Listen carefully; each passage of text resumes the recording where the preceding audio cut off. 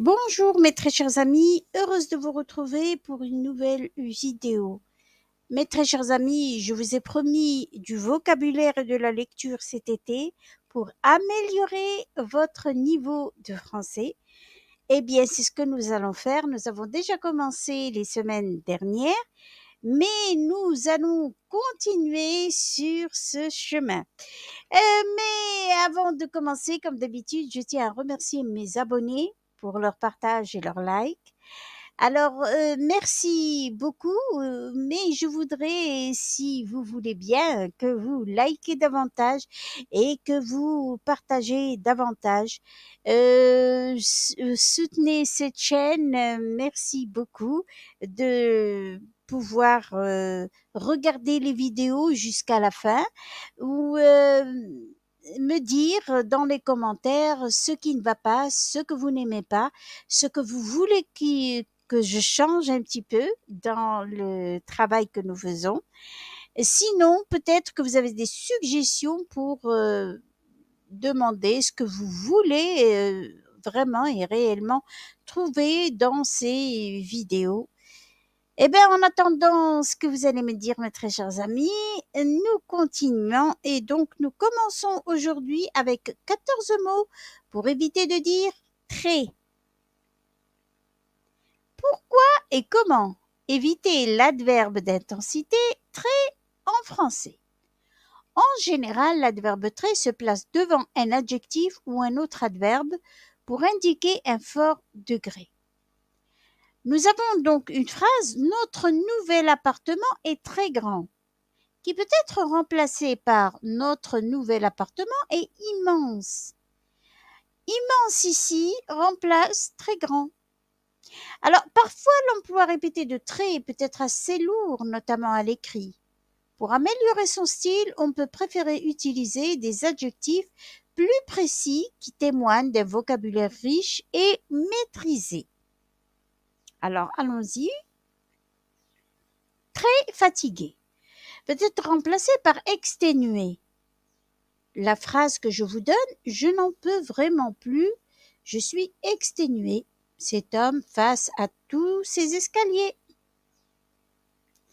Très beau peut être remplacé par merveilleux. Oh, c'est tout simplement merveilleux. N'était-ce pas la phrase qu'a dite Cendrillon? Très laid peut être remplacé par hideux. Quasimodo, personnage principal de Notre-Dame de Paris, est un être hideux. Si vous vous souvenez, si vous avez lu Notre-Dame de Paris de Victor Hugo, eh bien, Quasimodo, c'était cet être bossu qui vivait sur la terrasse donc de la cathédrale. Voici donc le mot hideux expliqué. Très calme, serein. En pratiquant le yoga, j'arrive au degré de la sérénité. Alors, serein, c'est vraiment très, très calme. Très heureux peut être remplacé par ravi. Nous sommes ravis de voir les enfants. Et oui, c'est comme ça que sont les mamies et les papis. Très pauvre peut être remplacé par indigent.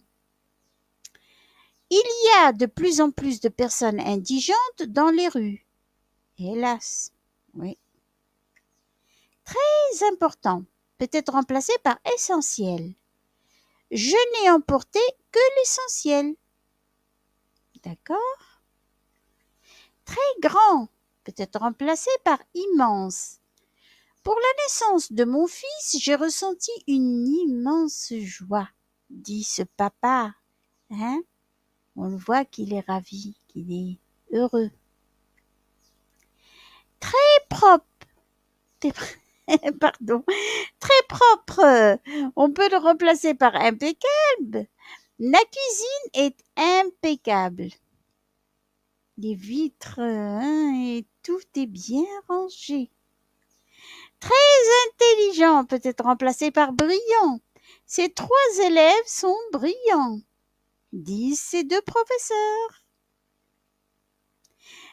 gentil peut être remplacé par affable. Ma voisine est une personne affable. Elle n'arrête pas de m'envoyer des petits plats.